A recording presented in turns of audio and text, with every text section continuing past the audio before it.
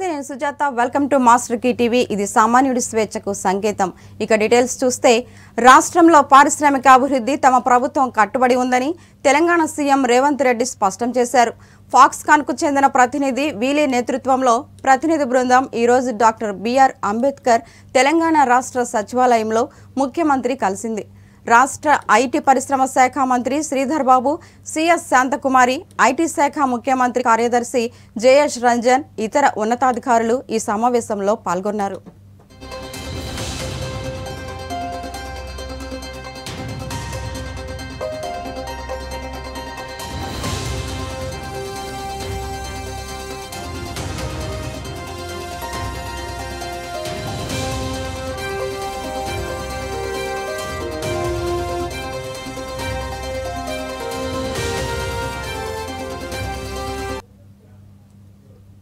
తెలంగాణ ముఖ్యమంత్రి రేవంత్ రెడ్డిని మెగాస్టార్ చిరంజీవి కలిశారు.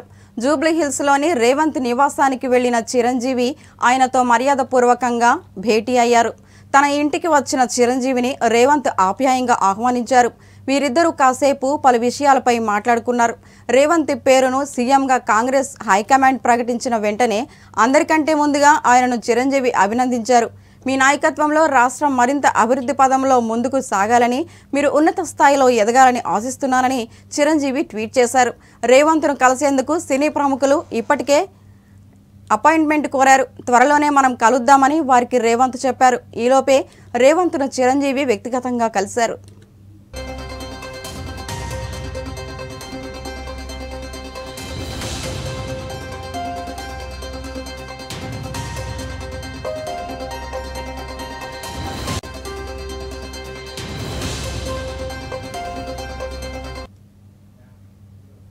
తెలంగాణలో 350 కోట్ల రూపాయలతో విద్యార్థులకు ఎలక్ట్రిక్ స్కూటీలు ఇచ్చేందుకు రేవంత్ సర్కార్ సిద్ధమవుతోంది. ఎన్నికల హామీల్లో భాగంగా 18 ఏండ్ల నిండిన అమ్మాయిలకు ఎలక్ట్రిక్ స్కూటీలు ఇస్తామని కాంగ్రెస్ పార్టీ హామీ ఇచ్చింది.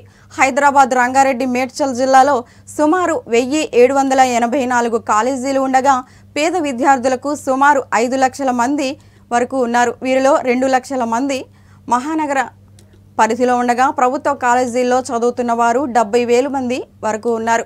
కేంద్ర సబ్సిడీ పోను ఒక్కొక్క స్కూటీ 50,000 రూపాయల చొప్పున 70,000 స్కూటీలకు 350 కోట్లు ఖర్చు చేయనున్నట్లు సమాచారం.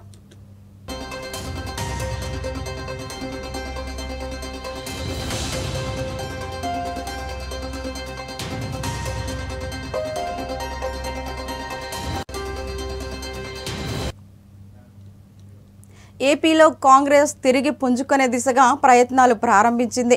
గుడివాడ పట్టణానికి చెందిన పలువురు బీజేపీ దళిత మోర్చా నాయకులు ఈరోజు కాంగ్రెస్ పార్టీలో చేరారు. ఏపీసీసీ అధ్యక్షులు దిగుడు రుద్రంరాజు వారికి కాంగ్రెస్ కండువాతో ఆహ్వానం పలికారు. ఈ కార్యక్రమంలో APCC working president Sunkara Padmasri, Vijayawada city Congress అధ్యక్షులు నరహరి పాల్గొన్నారు.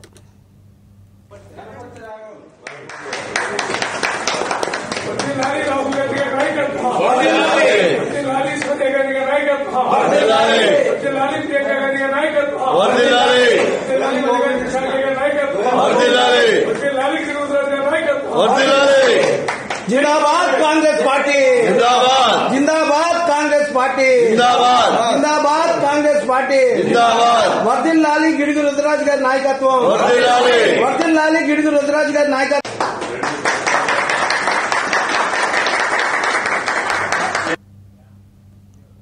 కడపలో జనవరి 5 మరియు 6 తేదీలలో జరిగే బాలోత్సవం పిల్లల పండుగను జయప్రదం చేయాలని బాలోత్సవ కమిటీ ఉపాధ్యక్షులు డాక్టర్ ఓబుల్ రెడ్డి, కార్యదర్శి బి లక్ష్మీరాజా కోరారు. ఈరోజు జరిగిన విలేకరుల సమావేశంలో వారు మాట్లాడుతూ జనవరి 5, 6 తేదీల్లో జరగనున్న బాలోత్సవ వివరాలను తెలియజేశారు. పిల్లలలోని సృజనాత్మకతను బయటికి తీయడం అంటే ఈరోజు మనకు తెలుసు, ఈరోజున్న సంస్కృతి కల్చర్లలో కానీ లేకుంటే విద్యా వ్యవస్థలో కార్పొరేటీకరణైన విద్యా వ్యవస్థలో తల్లిదండ్రులు పిల్లలు కూడా అందరూ ఒక రకమైన పరుగు పందెంలో ఉన్నారు. ఈ పరుగు పందెం ఎక్కడికి దారి తీస్తుంది అనేది ఎవరికి అంతు పట్టకపోయినా పక్కన వాడు పరిగెత్తున్నాడు కాబట్టి మనం కూడా పరిగెత్తడం అనే కార్యక్రమంలో ఉన్నారు. దీంట్లో పిల్లలలోని సృజనాత్మకత మరుగున పడిపోయి వాళ్ళు ఒక రకంగా మానసికంగా నీరసించిపోయి రకరకాలైన దుష్ప్రభావాలకు గురవుతున్నారు. దీనికి ప్రత్యామ్నాయమైన సంస్కృతిని సృష్టించడం కోసం కడపలో బాలోత్సవం అనే ఒక కమిటీ ఏర్పడి అన్ని స్కూళ్లలోని పిల్లల్లోని సృజనాత్మకతను వెలికి తీయడం కోసం రకరకాల పోటీలు, అంటే చిత్రలేఖనం కావచ్చు, ఏకపాత్రాభినయాలు కావచ్చు, ఇంకా రకరకాల పోటీలు నిర్వహించి 2 రోజులు వాటిలో గెలుపొందిన వారికి ఒక ప్రైజ్ తీసుకొని వచ్చి పిల్లల్లో ఒక మంచి మానసిక స్థితిని సృష్టించి వాళ్ళ భవిష్యత్తుకు తోడ్పడే విధంగా ఈ కార్యక్రమాన్ని నిర్వహిస్తున్నాం. కాబట్టి బద్వేల్లో తెలుగుదేశం పార్టీ మాజీ ఎమ్మెల్యే స్వర్గీయ బిజ వేముల వీరారెడ్డి 23వ వర్ధంతి ఘనంగా నిర్వహించారు. మాజీ ఎమ్మెల్యే విజయమ్మ బద్వేల్ టీడీపీ సమన్వయకర్త రితీష్ రెడ్డి ఆధ్వర్యంలో వీరారెడ్డికి నివాళులర్పించారు. పట్టణంలోని వీరారెడ్డి విగ్రహానికి పూలమాలలు వేసి నివాళులర్పించారు. కడప జిల్లా నాయకులు వేలాది మంది ప్రజలు ఈ కార్యక్రమంలో పాల్గొన్నారు. అనంతరం రితీష్ రెడ్డి పాదయాత్ర నిర్వహించారు. బద్వేల్ పట్టణ టీడీపీ నాయకులు కొంకుల రాంబాబు నివాసం వద్ద భారీ ఏర్పాట్లు చేశారు. భారీ బాణాసంచా కాల్చి కేక్ కట్ చేసి గజమాలతో ఆయనను స్వాగతం పలికారు. రాబోయే ఎమ్మెల్యే ఎన్నికల్లో టీడీపీ విజయవంతం ఖాయమని వారు అన్నారు. సందర్భంగా ఇక్కడ ప్రజలందరూ కూడా బద్వేల్ నియోజకవర్గ ప్రజలందరూ కూడా ఆయనకు స్మృతి అర్పించడానికి రావడం జరిగింది. అయితే యువ నాయకుడు రితీష్ గారు పల్లె పల్లెకు తెలుగుదేశం అని చెప్పి నినాదంతో ఆ రోజు వేముల వీరారెడ్డి గారు ఏ విధంగా ప్రజలను ఆకట్టుకున్నాడో, ప్రజలకు చేదోడు వాదోడుగా ఉన్నాడో, రైతులకు అందుబాటులో ఉన్నాడో, తెలుగంగ ప్రాజెక్టు ఇక్కడికి రావడానికి అన్ని విధాలా ప్రయత్నం చేశాడు. దాంట్లో భాగంగా ఆయనను స్ఫూర్తిగా తీసుకొని రితీష్ గారు కూడా ప్రతి పల్లెకు పాదయాత్రకు పోయి తెలుగుదేశం జెండాను, అదేవిధంగా జనసేన జెండాను ఎగురవేయడానికి ఆయన కంకణం కట్టుకొని ప్రతి పల్లెకు కూడా ఆయన తిరగడం జరుగుతుంది. నిజంగా ఇది హర్షించదగ్గ విషయం. ప్రజలు కూడా అర్థమైంది, ఒక అవకాశం అని చెప్పి ఏ విధంగా దోపిడీ చేస్తారో అందరూ కూడా తెలిసిపోయింది. ఈ దినం ఎమ్మెల్సీ గారు ఉన్నారు, ఆయన ధృతరాష్ట్రుని పాత్ర పోషిస్తూ ఉన్నాడు. కళ్ళున్న కబోదిని మాదిరి ఆయన ఇక్కడ భూ కబ్జాలు కానీ ఇక్కడ జరిగే అన్యాయాన్ని ప్రశ్నించలేక అడగలేక ఆయన ధృతరాష్ట్రుడు అయిపోయాడు. అదేవిధంగా ఎమ్మెల్యే ఉంది, ఆమెకు అనుభవం లేదు. ఇక్కడ నాయకులందరూ కూడా దోపిడీ దారులు అయిపోయారు. ఈరోజు బద్వేల్లో పల్లె పల్లెకు పాదయాత్ర అని రితీష్ కుమార్ రెడ్డి గారు బద్వేల్ టౌన్కు రావడం జరిగింది. ఈరోజు వీరారెడ్డి గారి 23వ వర్ధంతి కూడా చూసుకొని కూడా పాదయాత్ర భాగంగా ఈరోజు బద్వేల్ టౌన్లో అన్ని మండలాలు ముగించుకొని ఒక గోపురం మండలం బ్యాలెన్స్ ఉంది కాబట్టి ఈ పాదయాత్ర బద్వేల్ టౌన్ అయిపోతానే గోపురం మండలంలో కూడా వెళ్తుంది. ఈ పాదయాత్రకు ప్రతి ఒక్కరూ అర్చించదగ్గ విషయంగా ప్రతి ఒక్కరు ఎక్కడెక్కడ ఉన్నా కూడా బయటకు వచ్చి ఏం జరుగుతుందో, ఎట్లా జరుగుతుందో, జరిగిన అన్యాయాలు చెప్పుకుంటూ ఈ విధంగా జరిగిందన్న, మాకు ఇంత అన్యాయం జరిగింది ఈ గవర్నమెంట్లో, మాకు ఎవరు దిక్కుదోచడం లేకుండా ఉన్నారని చెప్తా ఉంటే రితీష్ అన్న గారు వాళ్ళన్ని సమస్యలు విని స్పందించి గవర్నమెంట్ తొందరలోనే రాబోతుంది, ఇదో దాని వన్ టైం అని జగన్ గారు ఆ రోజు సీఎం అయ్యారు. ఈరోజు అందరికీ అర్థమైంది. ఇప్పుడు చూస్తారు 2024లో జనసేన టీడీపీ కలిసి ఈరోజు గవర్నమెంట్ రాబోతుంది. గవర్నమెంట్ వచ్చిన 100 రోజుల్లో మీ సమస్యలన్నీ తీర్చడానికి సంసిద్ధంగా నేనున్నా. పెద్దపల్లి జిల్లా గోదావరి ఘని సుందిళ్ల గ్రామ శివారుల్లోని భూముల విషయంలో తమకు మోసం జరిగిందని 9వ డివిజన్ కార్పొరేటర్ జనగామ కవిత సరోజిని ఆవేదన వ్యక్తం చేసింది. దీనికి నిరసనగా గ్రామంలోని రామస్వామి ఇంటి ముందు ఆమె మహిళలతో వచ్చి నిరసన దీక్ష చేశారు.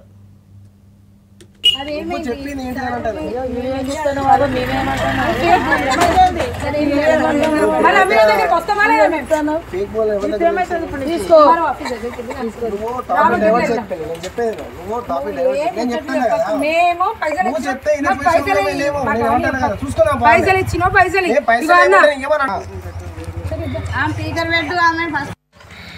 అన్నగో ఈ సర్వే పేర్లు ఇట్లా ఉంటే నేను అడిగాను. అది ఆల్రెడీ లీజుకున్న భూమి, మేమేమో మోసపోయిన దగ్గర కొనుక్కున్నాము. అప్పుడు 6 కోట్లు 7 కోట్లు అని కూడా అని చెప్పిండు. ఎన్ని కోట్లు అయినా తీసుకోమని మేము 5 లక్షలు 6 లక్షలు పెట్టి మా బాబాయ్ ఎటుపోయిండాగో ఆయన రిటైర్మెంట్ కానీ 30 లక్షలు ఇచ్చిండి భూములు కొనుక్కోమని. ఇప్పుడు పిల్లలు కొడుతున్నారు. పరిస్థితి తీసుకోండి అన్న కోర్టులో ఉంది, కోర్టులోనే ఉంది, మన కోర్టులో చూసుకోమని ఎంత అవసరం అప్పులు వేసామన్నా. పీడిత ప్రజల కోసం పోరాటాలు చేసేది కేవలం సిపిఐ పార్టీయేనని రాజన్న సిరిసిల్ల జిల్లా సిపిఐ పార్టీ కార్యవర్గ సభ్యుడు కడారి రాము అన్నారు. రాజన్న సిరిసిల్ల జిల్లా వేములవాడ మహాలక్ష్మి చౌరస్తాలో సిపిఐ పార్టీ 99వ ఆవిర్భావ దినోత్సవం సందర్భంగా సిపిఐ జిల్లా కార్యవర్గ సభ్యులు కడారి రాములు ఆధ్వర్యంలో జెండా ఆవిష్కరించారు. ఈ సందర్భంగా ఆయన మాట్లాడుతూ 99 సంవత్సరాలలో ఎన్నో ఎకరాల భూములు నిరుపేదలకు పంచిన ఘనత సిపిఐ పార్టీదేనని అన్నారు.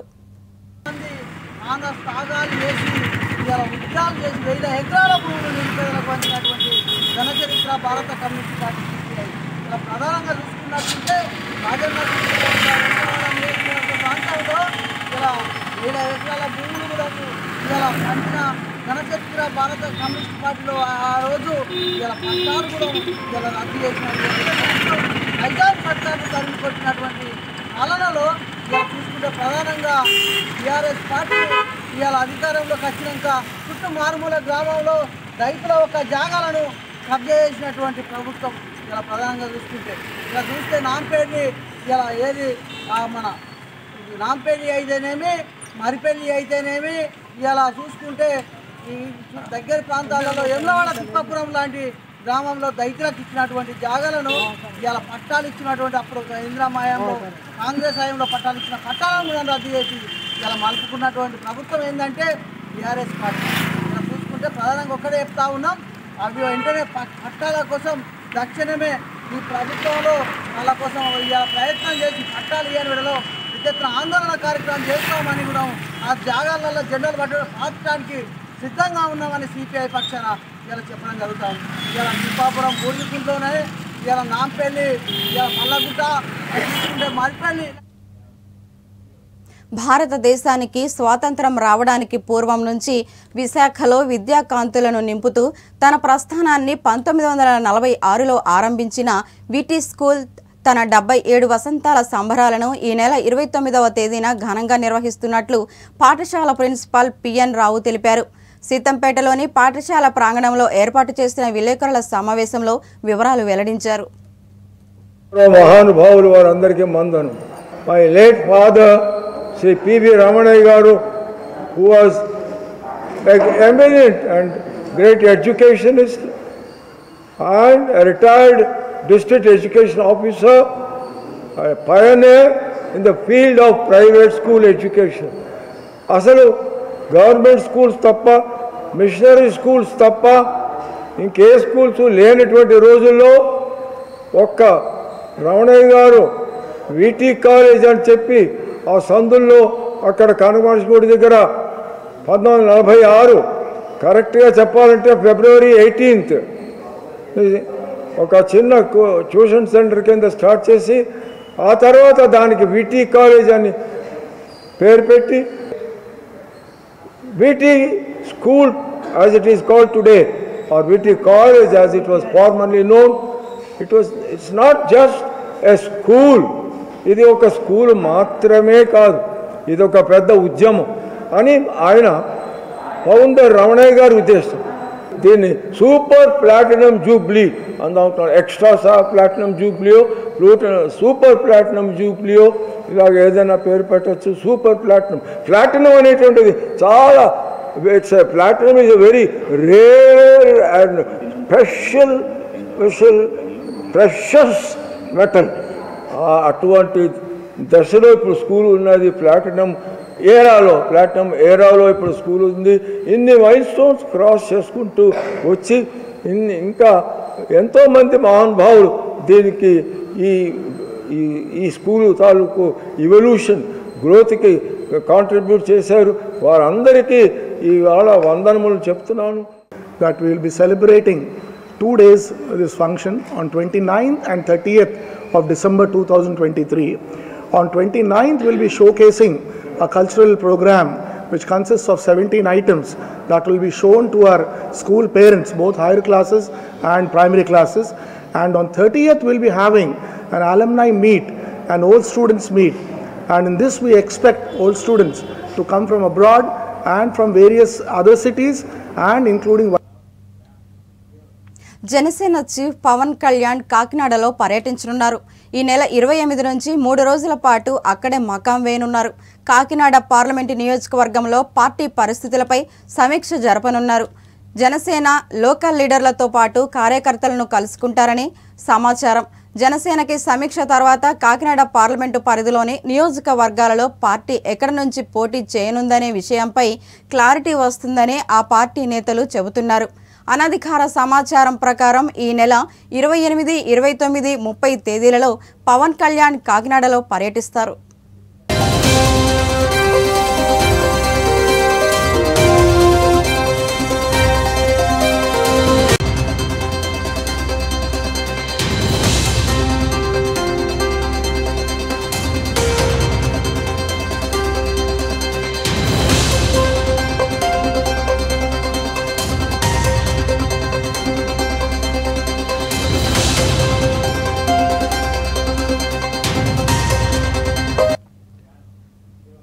గుంటూరు జిల్లా నల్లపాడులో ముఖ్యమంత్రి జగన్ పర్యటన సందర్భంగా ఓ ఫ్లెక్సీ కలకలం రేపింది. అన్న జగన్ అన్న, నల్లపాడు గ్రామంలోని మీ నాయకులు దోచుకున్న సర్వే నెంబర్ 543, 546, 550లో గల వాగు పోరంబోకు భూమిని కాపాడు అన్న అంటూ చెల్ల ఆదిరెడ్డి అనే వ్యక్తి ఈ ఫ్లెక్సీని ఏర్పాటు చేశారు. ఈ ఫ్లెక్సీ స్థానికంగా కలకలం రేపుతోంది.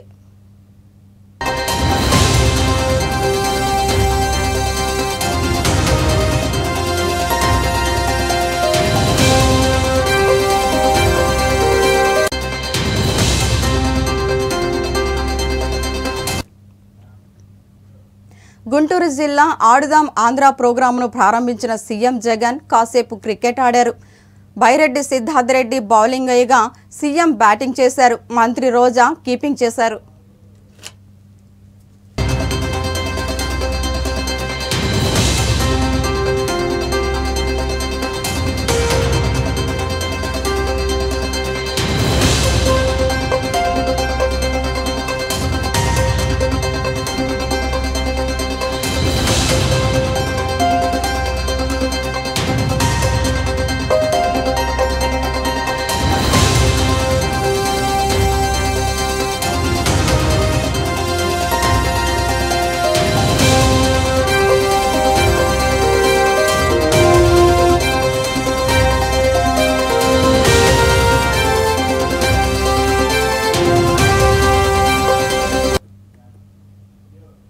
ఇవి ఈ బులెటిన్ అప్డేట్స్. మరెన్నో అప్డేట్స్తో మళ్ళీ కలుద్దాం. చూస్తూనే ఉండండి మాస్టర్ కీ టీవీ. ఇది సామాన్యుడి స్వేచ్ఛకు సంకేతం.